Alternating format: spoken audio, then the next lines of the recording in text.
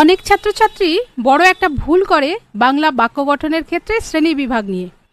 বাক্যের গঠনগত শ্রেণীবিভাগের উদাহরণ লিখে দেয় অর্থগত শ্রেণীবিভাগে, কিংবা পরেটা তো আরও বড় ভুল। কোনটা? অর্থগত শ্রেণীবিভাগের উদাহরণ লিখে দেয় গঠনগত বিভাগে। ব্যাস গোল্লা। ওয়াইজ নিনজাস বাংলার আজকের ভিডিওতে এই ব্যাকরণ ক্লাস থেকে সবটুকু পুঙ্খানুপুঙ্খ জেনে নেওয়ার পর থেকে আর কোনো দিনই একদমই ভুল হবে না তোমাদের। শুরু করছি আজকের ব্যাকরণ ক্লাসে বাক্যের গঠনগত শ্রেণীবিভাগ এবং অর্থগত শ্রেণীবিভাগ সম্পর্কে জলের মতো সহজ করে পুঙ্খানুপুঙ্খ আলোচনা নিয়ে দ্বিতীয় পর্ব। প্রথম পর্ব হিসেবে আগের ভিডিওতে বাংলা ব্যাকরণে বাক্যের সংজ্ঞা, গঠন প্রকৃতি, বাক্যের প্রধান প্রধান অংশ প্রভৃতি সম্পর্কে বিস্তারিত আলোচনা করা হয়েছে। ভিডিও শেষে অথবা ডেসক্রিপশনের লিঙ্ক থেকে দেখে নিও।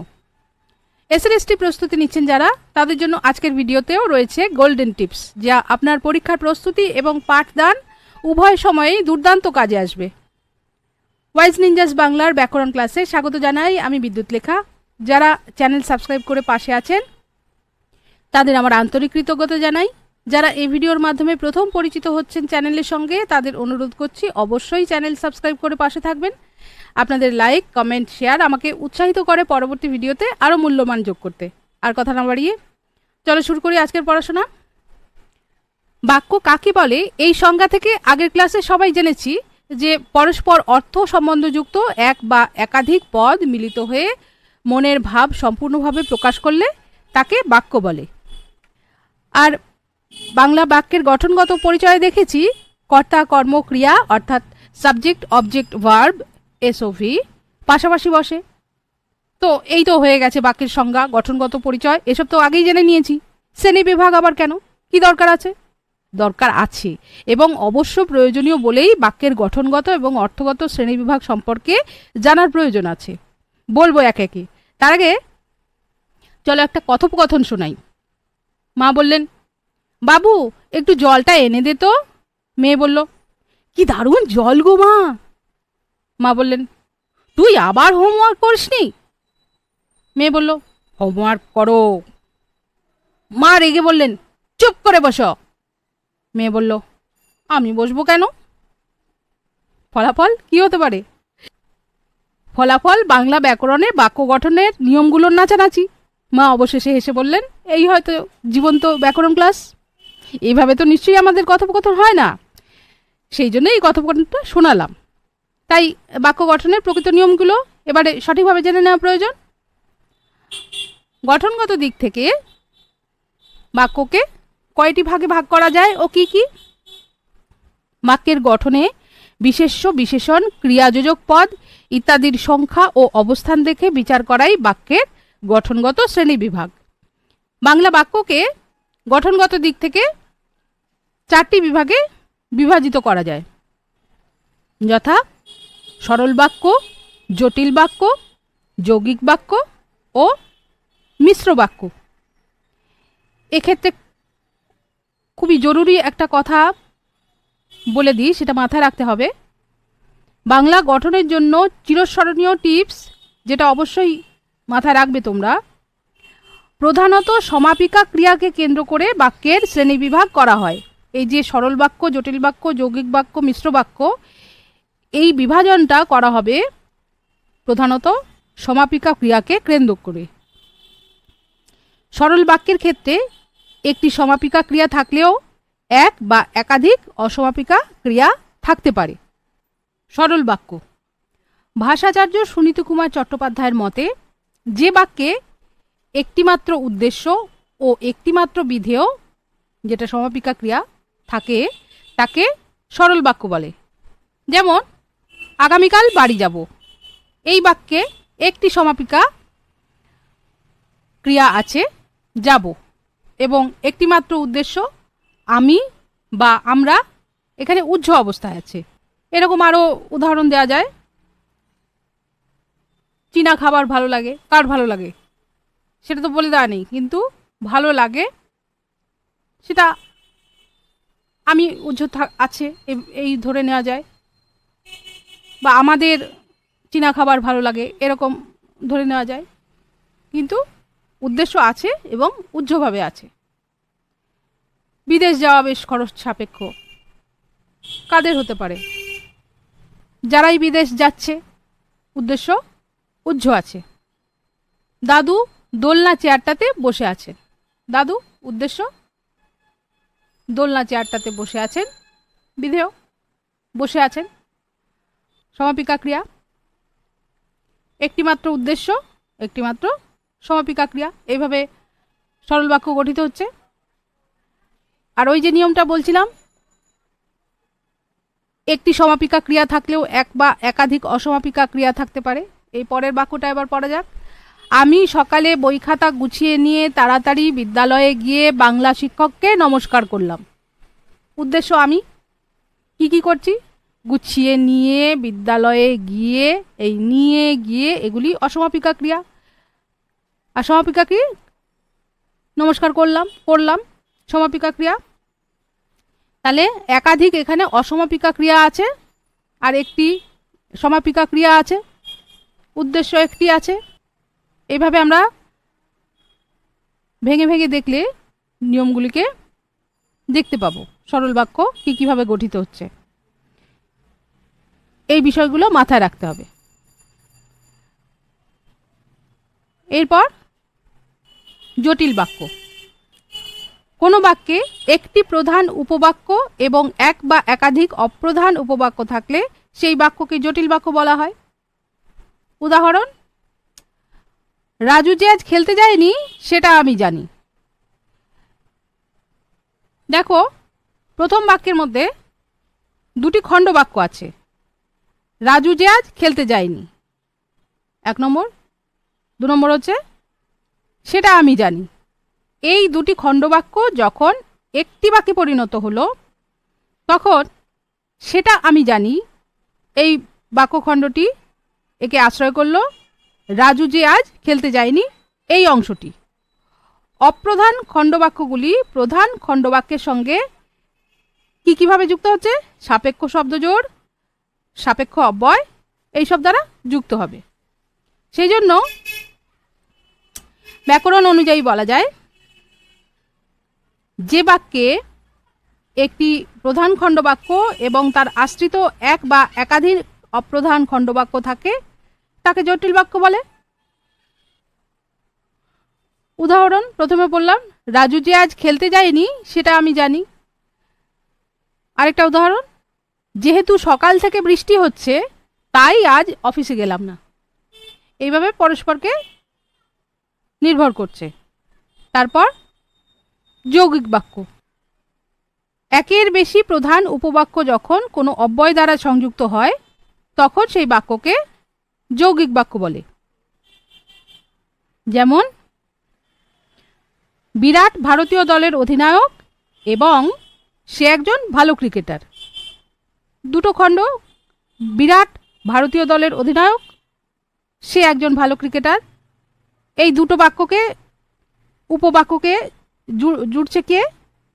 একটা অব্যয়। এবং বিরাট ভারতীয় দলের অধিনায়ক এবং সে একজন ভালো ক্রিকেটার।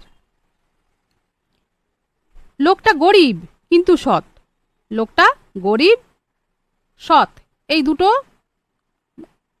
গুণকে জুড়ে দিচ্ছে কিন্তু সংযোজক। লোকটা গরিব কিন্তু সৎ, স্টেশনে পৌঁছলাম আর ট্রেনটা ছেড়ে দিল, এখানে সংযোজক হচ্ছে আর। হোমওয়ার্ক সেরে নাও নয়তো মা দেখলে কপালে দুঃখ আছে, এখানে সংযোজক নয়তো। হোমওয়ার্ক সেরে নাও, মা দেখলে কপালে দুঃখ আছে, এই দুটো অংশকে জুড়ছে নয়তো। এরপর মিশ্র বাক্য।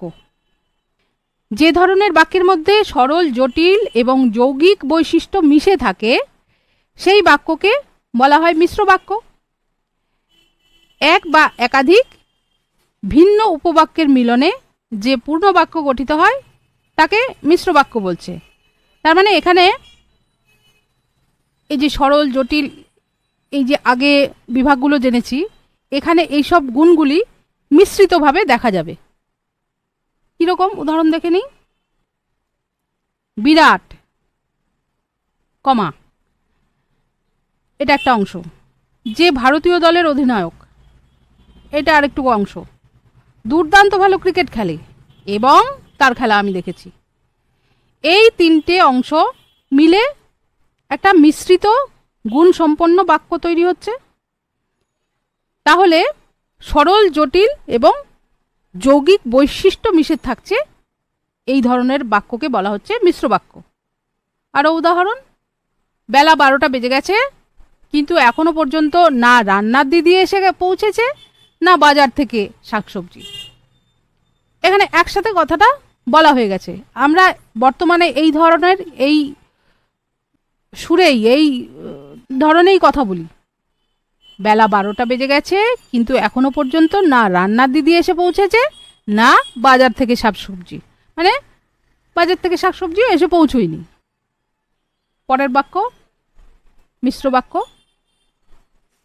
সব ঠিক করেই রেখেছি, যখন কাশ্মীর যাব বৈষ্ণোদেবীর দর্শনও একেবারে সেরে আসব। এইভাবে আমরা বাক্যের যে গঠনগত শ্রেণীবিভাগ ক্রমশ আমরা একে একে জানলাম। প্রথমে জানলাম সরল বাক্য, একটা সমাপিকা ক্রিয়া, একটি মাত্র উদ্দেশ্য। সরল বাক্য, জটিল বাক্য, জটিল বাক্যতে একটি প্রধান উপবাক্য এবং এক বা একাধিক অপ্রধান উপবাক্য থাকলে সেটা হচ্ছে জটিল বাক্য। যৌগিক বাক্য, একের বেশি প্রধান উপবাক্য যখন কোনো অব্যয় দ্বারা সংযুক্ত হচ্ছে তখন সেই বাক্য হচ্ছে যৌগিক বাক্য। তারপর মিশ্র বাক্য, যেখানে ওই সরল, জটিল, যৌগিক এরকম গুণগুলি এই ধরনের বাক্যের মধ্যে মিশে থাকছে। এবারে চলে যাব বাক্যের অর্থগত শ্রেণীবিভাগে। বাক্যের প্রকাশভঙ্গি বা অর্থের উপর ভিত্তি করে বাক্যকে 7টি শ্রেণীতে ভাগ করা হয়। এই যে অংশটা অর্থগত শ্রেণীবিভাগ, এই জায়গাটা একটু ভালো করে বুঝতে হবে, একটু অনুভব করতে হবে, কারণ বাক্যের অর্থ অর্থাৎ বাক্যের যে মানেটা যা প্রকাশ করবে সেই প্রকাশভঙ্গি বা অর্থের উপর ভিত্তি করে বাক্যকে 7টা শ্রেণীতে ভাগ করা হচ্ছে। এক হচ্ছে নির্দেশক বাক্য, 2 প্রশ্নসূচক বাক্য, 3 অনুজ্ঞাসূচক বাক্য, 4 প্রার্থনাসূচক বা ইচ্ছাসূচক বাক্য, 5 আবেগসূচক বাক্য বা বিস্ময়বোধক বাক্য, 6 কার্যকারণাত্মক বাক্য বা শর্ত সাপেক্ষ বাক্য, 7 সন্দেহবাচক বাক্য। একে একে এবারে আমরা দেখে নিই। প্রথমে হচ্ছে নির্দেশক বাক্য।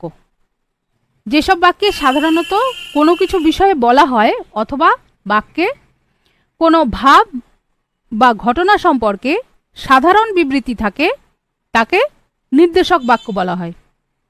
যেমন, এখানে বর্ষাকালে প্রায়ই বন্যা হয়। এখানে একটা তথ্য জানা যাচ্ছে, একটা কোনো জায়গা সেখানে বর্ষাকালে প্রায় বন্যা হয়। এই বাক্যটা ভালো করে লক্ষ্য করো, কি দেখা যাচ্ছে? বাক্যটার মধ্যে কোনো একটি বিষয়ে কিছু বলা হচ্ছে, এর মধ্যে একটা ঘটনার বিবৃতি রয়েছে, বাক্যের মধ্যে দিয়ে সেই ঘটনাটা বলা হচ্ছে একটা বিষয়কে। সূর্য পূর্ব দিকে ওঠে, সূর্য পূর্ব দিকেই তো ওঠে, পশ্চিম দিকে তো আর ওঠে না। রুনু 10ম শ্রেণীতে পড়ে, রুনু যখন 10ম শ্রেণীতে পড়ে রুনু নিশ্চয়ই 9ম শ্রেণীতে আবার গিয়ে বসে না, বা 5ম শ্রেণীতেও পড়তে যায় না।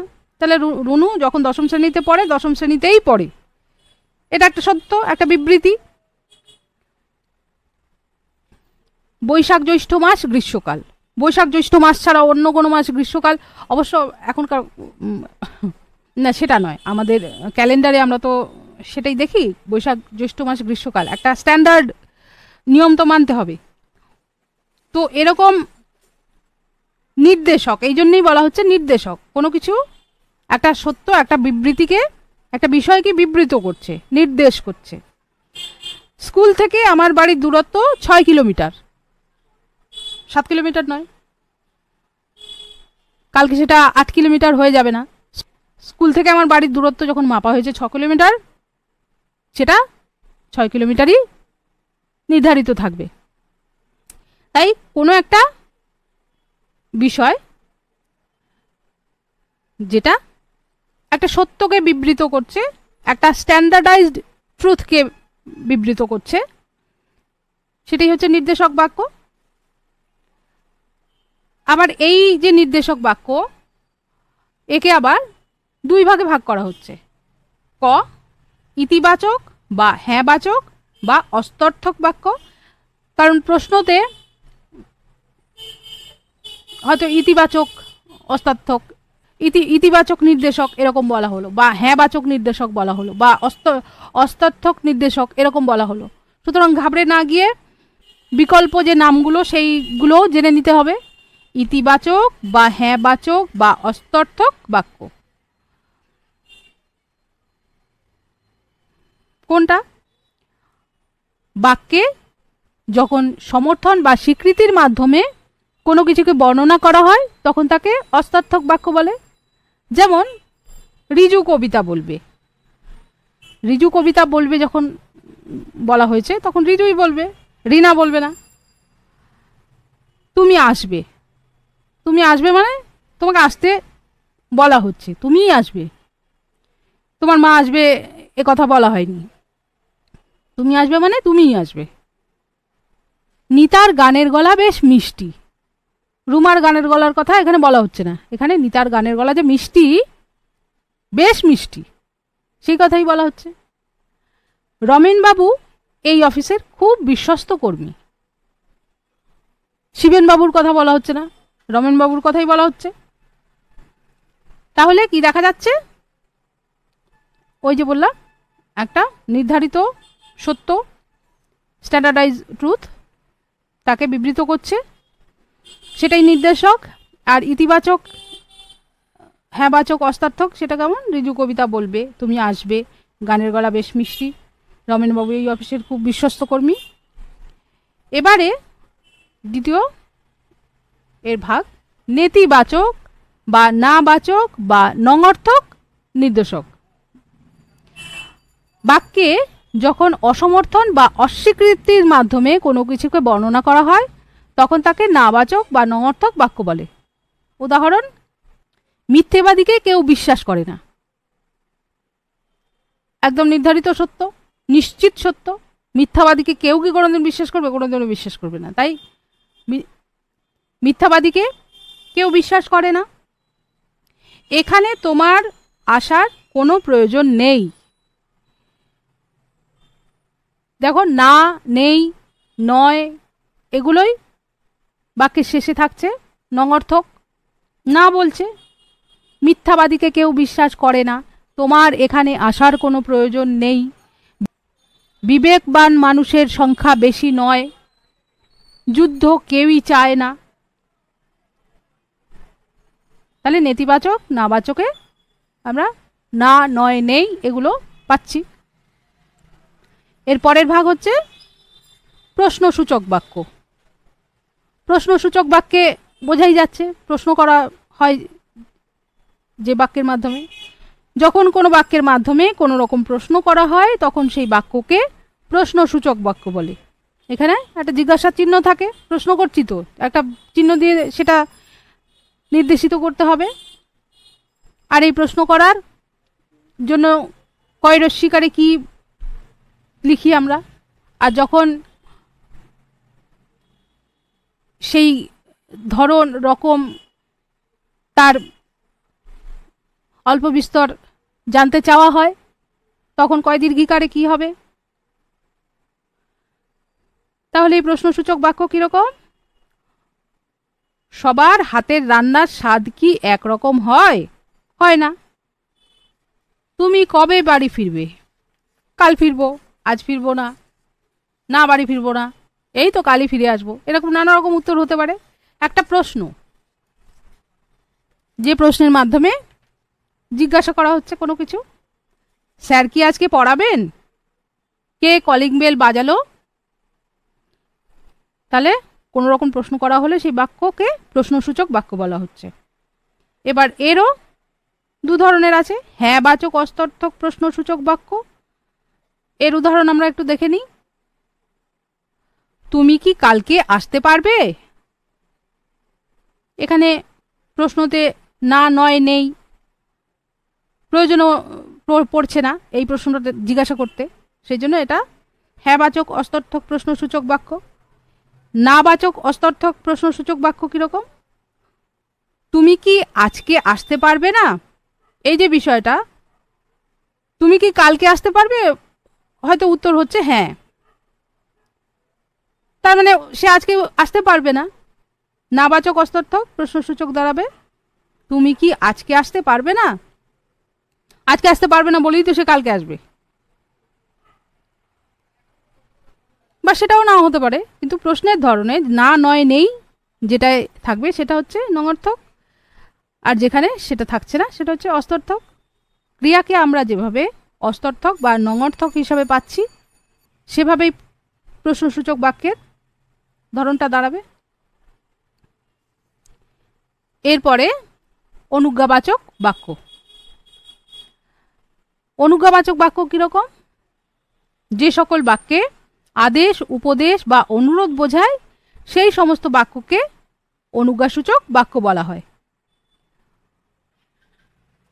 এখানে এসএলএসটি যারা পরীক্ষা দেবেন, দিয়েছেন বা প্রস্তুতি নিচ্ছেন তাদের জন্য একটু বলি।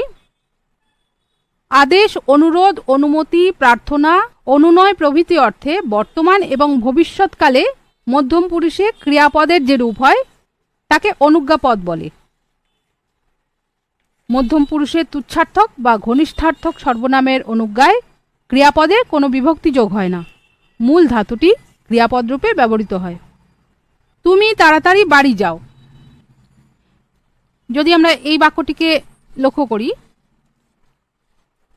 এই বাক্যটির মধ্যে একটা আদেশের ভাব ব্যক্ত হচ্ছে, তুমি বাড়ি যাও, তাড়াতাড়ি বাড়ি চলে যেতে বলার মধ্যে দিয়ে বক্তা শ্রোতাকে আদেশ করছেন এখনই পড়তে বসো। উত্তর লেখা শুরু করার আগে প্রশ্ন ভালো করে পড়বে। দিদি, রাস্তা পার হতে আমাকে একটু সাহায্য করুন, এমন ভুল কখনো করো না। এই সব বাক্যগুলো এখানে কোনোটায় আদেশ, কোনোটায় উপদেশ, কোনোটায় অনুরোধ করা হচ্ছে। তাহলে এই ধরনের বাক্যগুলো আদেশ, অনুরোধ, অনুমতি, প্রার্থনা, অনুনয়, এই সব ধরনের বাক্য হচ্ছে অনুজ্ঞাবাচক বাক্য। প্রার্থনাসূচক বাক্য। যে ধরনের বাক্যের মাধ্যমে বক্তা কোনো কিছু প্রার্থনা করে সেই বাক্যগুলোকেই প্রার্থনাসূচক বাক্য বলে। প্রার্থনা বলতে শুধুই শ্রদ্ধার সঙ্গে প্রার্থনা করা বোঝাচ্ছে এমনটা কিন্তু নয়। কারো কাছে কোনো কিছু চাওয়াটা সেটাও কিন্তু প্রার্থনা হতে পারে। যেমন আমারে করো তোমার বিনা, এটা এক ধরনের প্রার্থনা। আবার দয়া করে আমাকে কিছু খেতে দিন, এটাও প্রার্থনা। কারো জন্য কোনো কিছু কামনা করা সেটাও প্রার্থনার মধ্যেই পড়ে। অন্তর থেকে চাই তোমার সব ভালো হোক, এই বাক্যটিতেও প্রার্থনার ভাবই প্রকাশ পাচ্ছে। অন্তর মম বিকশিত করো অন্তরতর হয়ে, অন্তরকে বিকশিত করার জন্য, করে দেওয়ার জন্য প্রার্থনা করা হচ্ছে। তুমি নির্মলও করো, আমাদের নির্মল করে দাও, এ এক প্রার্থনা। এ বোঝা আমার নামাও বন্ধু নামাও, আরো গভীরতর প্রার্থনা, নামাও বন্ধু নামাও। বোঝা নামিয়ে দিতে অনুরোধ করা হচ্ছে। মনের কোণে সব দীনতা মলিনতা ধুইয়ে দাও, প্রার্থনা। তাহলে শুধু শ্রদ্ধার সঙ্গে প্রার্থনা, সেই বাক্যগুলি প্রার্থনাসূচক বাক্য এমনটা নয়। কারো কাছে কোনো কিছু চাওয়া সেটাও প্রার্থনা, সাহায্য প্রার্থনা সেটাও প্রার্থনা, কিছু প্রয়োজনীয় কিছু চাওয়া সেটাও প্রার্থনা। তাহলে প্রার্থনাসূচক বাক্যের মধ্যে এই সবগুলি পড়বে। এরপর আবেগসূচক বাক্য। যে বাক্যে বক্তার মনের উচ্ছ্বাস বা আবেগ প্রকাশ পায় তাকে আবেগসূচক বাক্য বলে। শুধুমাত্র মুগ্ধতাজনিত বিষয় প্রকাশ পেলে তবেই তাকে আবেগসূচক বাক্য বলে এমনটা কিন্তু নয়। ঘৃণা, ভয়, উদ্বেগ এগুলোও কিন্তু আবেগ। কখনো কখনো পরিস্থিতির চাপে পড়ে আমরা এই ধরনের আবেগ প্রকাশ করে ফেলি। হায়, এ কি সর্বনাশ হলো! উফ, কি চিন্তাই না হচ্ছে! ছি, তুমি আমার ছেলে হয়ে কাজ করলে! উফ, এসব কথা সহ্য করা যায় না। এইসব বাক্য আবেগসূচক বাক্য। এই ধরনের বাক্যে একটা বিস্ময়সূচক চিহ্ন থাকবে, সবসময় ব্যবহৃত হয়। এরপর শর্ত সাপেক্ষ বাক্য। যে বাক্যে কোনো শর্তের উপর নির্ভরতা বা কোনো কার্যকারণের উল্লেখ থাকে তাকেই বলে শর্ত সাপেক্ষ বাক্য। শর্ত সাপেক্ষ বাক্য বলেই দেওয়া হচ্ছে, একটা শর্ত থাকবে, এটার উপরে ওটা নির্ভর করবে, এরকম একটা ব্যাপার থাকবে। মন দিয়ে না পড়লে পরীক্ষায় ভালো ফল করা যায় না। যদি ভালো ফল করতে চাও তাহলে কি করতে হবে? মন দিয়ে পড়তে হবে। তাহলে ভালো ফল করার জন্য মন দিয়ে পড়তে হবে। ভালো ফল করাটা নির্ভর করছে মন দিয়ে পড়ার উপরে, অর্থাৎ বাক্যের কার্য এবং কারণ বা শর্তের কথা বলা হয়েছে। মন দিয়ে পড়া এই শর্ত পূরণ হলে তবেই ভালো ফল হবে। যদি তুমি যাও তবেই আমি যাব। আমার যাবার কারণটা কি হবে? যদি তুমি যাও। এখানে আমার যাওয়াটা নির্ভর করছে যে শর্তের ওপর, তা হলো তোমার যাওয়া, সুতরাং এটাও একটা শর্ত সাপেক্ষ বাক্য। আরও এরকম উদাহরণ একটু দেখে নিই আমরা।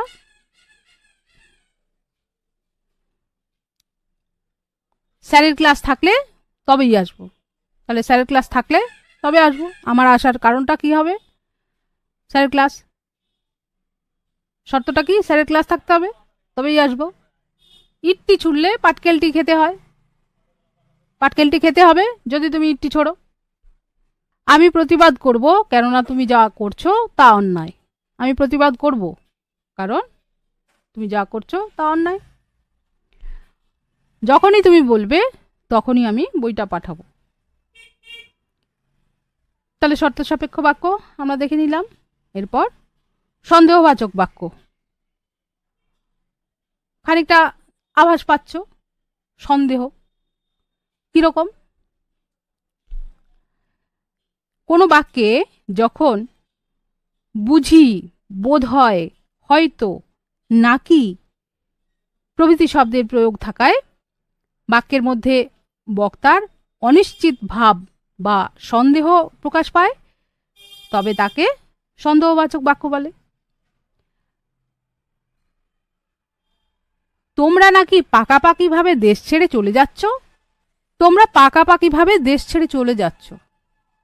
দেখো, দুটো বাক্য একই কথা দুভাবে বলা হচ্ছে। দুটো বাক্যই পাকাপাকিভাবে দেশ ছাড়ার প্রসঙ্গ নিয়ে, কিন্তু দুটি বক্তব্যের মধ্যে ভাব দুরকম।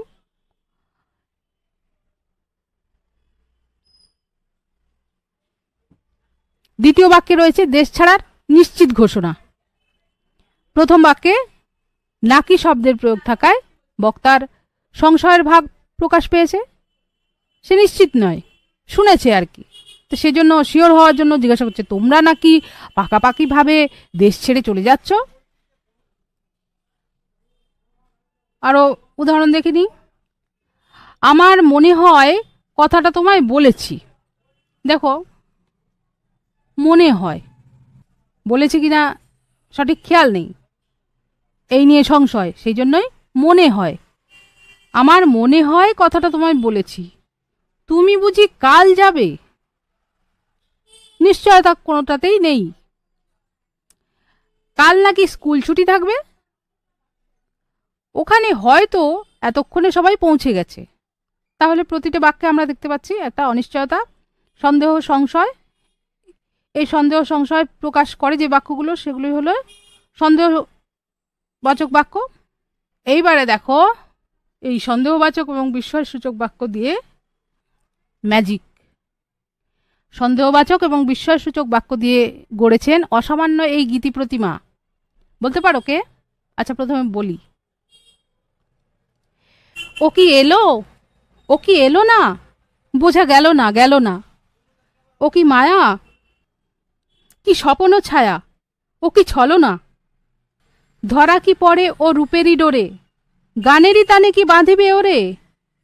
ও যে বিরহেরই সাধনা, ওর বাঁশিতে করুণ কি সুর লাগে, বিরহ মিলন মিলিত রাগে।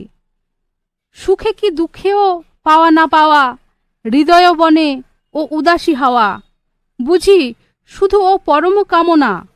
এ কি স্বপ্ন? এ কি মায়া? এ কি প্রমোদা? এ কি প্রমোদার ছায়া? প্রতিটি বাক্য সংশয় প্রকাশ করছে। ও কি এলো? এসেছে কি? ও কি এলো না? ও কি আসেনি? বোঝা গেল না, গেল না। এই সংশয় এতটাই তীব্র যে দ্বিরুক্তি হয়েছে। বোঝা গেল না, গেল না। প্রশ্ন, ও কি মায়া? কি স্বপন ছায়া? ও কি ছলনা? সংশয়, সন্দেহ। একটা অসামান্য কাব্যিক বাক প্রতিমা এই গান। কমেন্টে লিখো কার লেখা এই গান। খেয়াল করো, এ কি স্বপ্ন? এ কি মায়া? এখানে বিস্ময়বোধক চিহ্ন আছে। এ কি স্বপ্ন? এই জায়গাটা বিস্ময়বোধক। এ কি মায়া? এই জায়গাটাও বিস্ময়বোধক। এ কি প্রমোদা? এটুকুও বিস্ময়বোধক। এ কি প্রমোদার ছায়া? এবারে পুরোটা যদি পড়ি, এ কি স্বপ্ন? এ কি মায়া? এ কি প্রমোদা? এ কি প্রমোদার ছায়া। এই গোটা অংশটুকু বিস্ময়সূচক বাক্য যোগ করেও শেষের যে অংশটা, এ কি প্রমোদার ছায়া, এখানে কিন্তু বিস্ময়সূচক চিহ্নটা নেই। কারণ হচ্ছে 4টে খণ্ড মিলে বাক্যটা তৈরি হচ্ছে, সেই বাক্যটা হচ্ছে সন্দেহবাচক বাক্য। এমন অসামান্য উদাহরণ সন্দেহবাচক বাক্যের জন্য আর দ্বিতীয়টি নেই।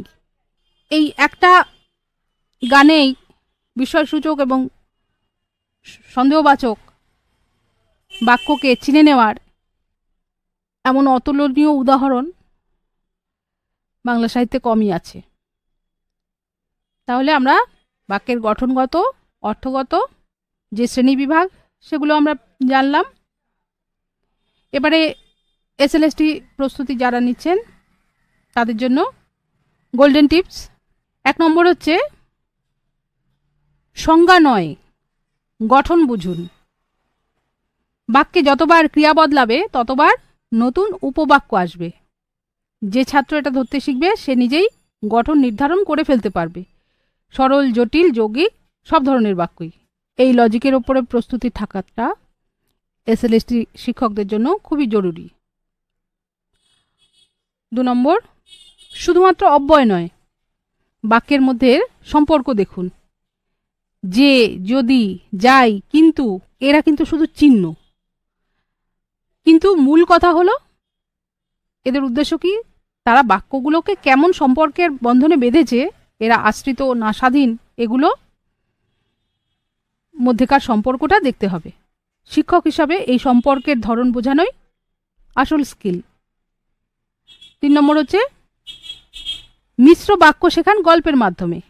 যে ছেলে পড়ে এবং যে ছেলে লেখে তারা ভালো রেজাল্ট করে। এই একটা উদাহরণে 4 ধরনের বাক্যের ধারণা উঠে আসছে। কিন্তু এইভাবে পড়ালে মিশ্র বাক্যের ভয় কেটে যাবে। এসএলএসটি পরীক্ষাতেও এক্সামিনার খুশি হন প্র্যাকটিক্যাল অ্যাপ্রোচ দেখে। বাক্য বিশ্লেষণ শেখান খেলার মাধ্যমে। এ বাক্যে কটা ক্রিয়া আছে, এদের মধ্যে কোনটা কার উপর নির্ভর করছে, এইভাবে খেলার ছলে পুরো গঠন পরিষ্কার করে বোঝালে সুবিধা হবে। এটাই শিক্ষক সুলভ ব্যাখ্যার কৌশল, যেটা এসএলএসটি অ্যাপ্রোচ ভেবে দেখতে বলে। 5 নম্বর, অধ্যায় অনুযায়ী ব্যাকরণের পুঙ্খানুপুঙ্খ গভীর জ্ঞান ও দক্ষতা তৈরি করে নিতে হবে। কারণ বাংলা ব্যাকরণের অনেক কিছু তথ্য ছাত্রছাত্রীদের বইতে সামান্য রূপে ছুঁয়ে যাওয়া থাকে, কিন্তু শিক্ষককে সেই সম্পর্কে তলিয়ে জ্ঞান আহরণ করে ওই গভীর জ্ঞানের সরলীকৃত রূপটি ছাত্রছাত্রীদের সামনে তুলে ধরতে হবে, যেটা অনুসরণ করে সন্ধানী বাচ্চা তো আছে, ঠিক দরজা খুলে ফাঁক বুঝে দেখে আসতে চায় কি আছে। জ্ঞান পিপাসু শিক্ষার্থীরা এতে স্বতঃপ্রণোদিত হয়ে নিজেরাও সেটা গভীরে গিয়ে জানার প্রয়াস করবে। এভাবেই শিক্ষক বুঝতে পারেন কখন কোন ক্ষেত্রে কতটুকু নিজেকেও আহরণ করতে হবে এবং ছাত্রছাত্রীদের সরবরাহ করতে হবে। মনে রাখতে হবে, এসএলএসটি কেবলমাত্র শিক্ষক নিয়োগের পরীক্ষা নয়, এটা যোগ্য শিক্ষক হিসেবে নির্বাচিত হওয়ার জন্য কে কতটা প্রস্তুত সেটা নিরীক্ষণের কৌশল। এখন তাহলে এই পর্যন্তই। পরবর্তী ভিডিওতে থাকবে বাক্যের গঠন এবং অর্থ অনুসারে বাক্য পরিবর্তন নিয়ে তৃতীয় পর্ব। খুঁটিয়ে দেখো আজকের পড়াশোনা। কোনো প্রশ্ন থাকলে কমেন্টে লেখো, আমি উত্তর দেব। ভিডিও কেমন লাগছে জানিও অবশ্যই। লাইক, কমেন্ট, শেয়ার, সাবস্ক্রাইবের মাধ্যমে সহযোগিতা করো আমাকে, কেননা ওয়াইজ নিনজাস বাংলা চ্যানেলে এখানে পরীক্ষা প্রস্তুতির সঙ্গে সঙ্গে সৃজনশীলতা একসাথে চলে। দেখা হচ্ছে পরের ভিডিওতে। ভালো থেকো, ভালো থাকুন সবাই।